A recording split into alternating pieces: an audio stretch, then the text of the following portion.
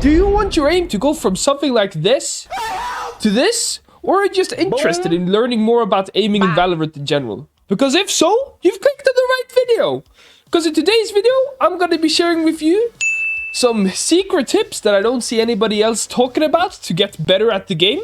And what to practice and how to practice it and how to just get better at aiming in general. So let's get to it. So the first step to learning how to aim in Valorant is learning how to aim in Valorant. What I mean by this is you're not playing Call of Duty, you're not playing Apex. If you want good consistent kills, you can't run around and get running gun kills and jump shots and do your sideways, upside down, thingy-majiggy, breakdance looking stuff. Like, yeah, you get what I mean. So how you aim in this game is that you do something called Crosshair Placement. So I'm going to show you guys a few examples of why Crosshair Placement is important and how to learn it. So first I'm going to show you guys why it's important with the help of Bob over here. The reason it's really important is because it lets you shoot the enemy quicker if you're doing it properly. And the quicker you shoot the enemy, the quicker you can kill them. And the quicker you kill the enemy, the less time they have to kill you. That's the simple way of explaining it. There's more stuff to it, like Peeker's advantage and this and that and that and this. But this is the first part of the tutorial, so we'll start with the basics. I'm probably going to bring more advanced stuff up in another video after I've explained the basics. But the reason Crosshair Placement is important is, yeah, you get to kill the enemy quicker. Like, let's say you're swinging this corner, and you have to go like this and this to get the kill. Flicking like this might only take you like 1/10 of a second, but the problem is the 1/10 of a second is more than enough to make sure that you 100% lose that fight. So if we do it with Crosshair Placement instead, as you can see, you shoot way quicker because you already have your crosshair placed on his head as you swing around the corner, and you don't have to go around the corner, then put your crosshair on his head and then shoot. I don't know how that bullet missed. I don't want to talk about it. Now, the key and secret to having good crosshair placement is always having your crosshair at headshot level. To practice this, you can go in the shooting range and just turn on the bot standing still and practice shooting left to right and try only going left to right to hit your headshots and not having to move your crosshair up and down to hit their heads. After you get used to doing it at close range, you can do it from farther away to getting used to do that as well. And after you've done that, you can take a trip to the left into the portal and try clearing the defuse room, where you get to practice, doing it as if you're doing it in a game. So after you get comfortable doing this in the practice range, you can try moving it over to deathmatch, playing as if you're in a real game and using Crosshair Placement as much as you can, because you should be using it 24/7. Just remember, because you're playing as if you're in a real game, you might play a bit more defensive than everybody else and get a lower spot on the leaderboard in the deathmatch round than you're used to, but don't let that demotivate you. I can promise you that if you keep going this way, you're gonna get way better aim and play way better than the people up top getting 40 kills running gunning with phantoms. Like, there's a reason they're playing deathmatch and not playing real games. So now that you have great crosshair placement and know how to make it even better, you're still going to end up in situations where you have to do those flicks here and there because of people standing in places called off angles. Off angles are where people stand to avoid being in your crosshair using crosshair placement. Like unexpectedly standing at the bottom of some stairs slightly, or standing on top of a box, or just even standing a bit more to the left of a wall while you're checking it. In these situations, you will have to do these flicks that you're trying to avoid using crosshair placement. Like, it's gonna happen no matter what. To fix this, you just have to get better aim. There's two ways you can get better aim, and it's by practicing passive aim and tactical aim. To practice tactical aim is to use another software like aim labs, doing like grid shots and spider shots and stuff like that, and tracking. And passive aiming is when you practice aiming actively in the game you're playing. Now, if your goal is to get Radiant, you should probably focus more on passive aiming because it will help develop even more game sense for the game. If your goal is to just get average aim,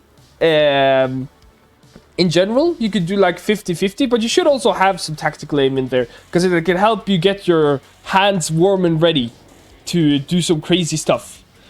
So to practice passive aim, you can just go around in the practice range. You can use this one to flick.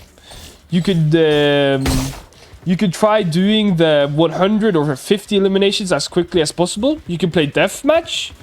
You can just practice shooting back and forth on these things. And for aim labs, I would recommend sticking mainly to playing ranked, because the ranked section actually had some great aiming exercises that correlate to when you're playing actual games. The most important thing to remember though is that when you're playing these exercises, you want to aim by shooting the target only when you know that you're hitting, to get the best results and being able to use the aim you got on aim labs on Valorant, because there's a lot of people that are insanely good at aim labs and they suck at Valorant, and that's because they're not able to bring their aim from aim labs over to Valorant. And the way you do that is that you practice shooting the target only when you know that you're gonna hit it. I can show you guys real quick.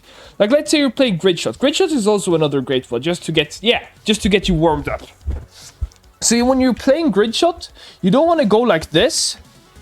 Like, if you can go like that and hit everything, nice. But you want to try starting, like, making sure you hit everything. And eventually, as you get better, like, you see, I still miss. It's a hard thing to do. But eventually, as you get better, you can start going quicker. Well, yeah, of course, it's very hard to do it without missing. Just try missing as less... Yeah, just try not missing. It's hard. Nobody can not miss, but it's the best way of making your aim from aim labs usable over in Valorant. So there are 3 really important aiming methods to learn in Valorant. So now you've learned normal aiming, crosshair placement, and the third one is called CounterStrafing. CounterStrafing is this: when you're moving left to right like this, there's a split second when you go from right to left or left to right where you're standing still. If you shoot in that 1 split second, you'll be 100% accurate. So I can show you guys by aiming at this pole.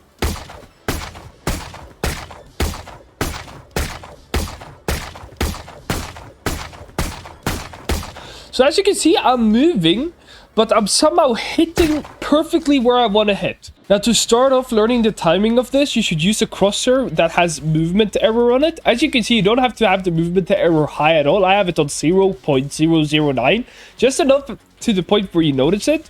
Because when you have movement error on, it shows you the split second where you're 100% accurate counter-strafing. So you can start by doing this, and then start trying to shoot at the same time.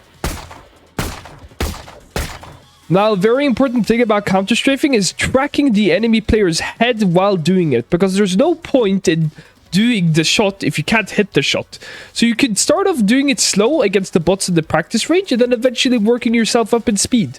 Another reason why counter-strafing is also really important to learn is that you can do this fancy peek called the jiggle peek, where you do basically a normal peek, but you just do a quick counter-strafe peek, which makes you peek for like only half a millisecond. Not exactly half a millisecond, of course, but you peek very quickly and shoot a 100% accurate bullet, which can get you some free kills here and there. For the last thing, I like doing it back and forth with the drones flying around in the air outside of the shooting place to get more consistent on doing it on moving targets. Now, one last tip about aiming, and that's holding angles. I see a lot of new players to the game, and even some people that have played it for a while, that when they're holding angles, they hold like this. All the way up against the wall, because they think, I want to shoot them as quickly as possible, so I need to hold as close to the wall as possible. The only problem doing this is the fact that there's nobody that has that quick of a reaction time.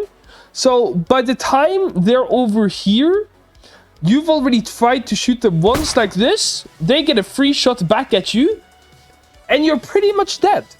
So when you're holding up against the wall, you should always hold a bit out to the side, because you won't be able to like properly react to it before they're over there. So then they swing, walk into your crosshair, boom, free kill. Instead of you hold there, they walk past your crosshair, you shoot the wall, and then they just shoot you. I just want to show you guys a proper example of what I'm talking about. In this first clip, I'm holding way too much into the wall. So even though I want to shoot as quickly as possible, I miss. But in the second one, I hold a bit out to the side and let them walk into my crosshair, which gives me more time to react, and it gives me an easier time hitting the shot. You probably don't need to hold that much out to the side. I just wanted to over-exaggerate it a bit so it would be easier to see what I was talking about. And now for the end of the video, the secret tip you guys have all been waiting for. If you go in the practice range and practice spike defuse and spike plant until you're able to do it consistently on hard mode, you will pretty much already be better than bronze, because these bots on hard mode are better than bronze players. So you get to skip all the pain of being hard stuck bronze as long as you don't get very bad teammates by just, instead of grinding for hours in ranked, just beating some bots in the practice range. So it saves you a lot of time. Very good. But yeah, guys, that's pretty much going to be it for today's YouTube video. If these tips helped you out and have given you a better understanding of how aiming and Valorant works in general, make sure to share them with another person that also should know this. If you guys have another topic that I should make a video on, like eco and team mentality and communication and coordination and stuff like that, comment down below. Or if you want another video that go more in depth in aim with like peeker's advantage and stuff. But yeah, thank you guys so much for watching. If you watched all the way to the end, make sure to like and subscribe, and see you in the next one. Bye.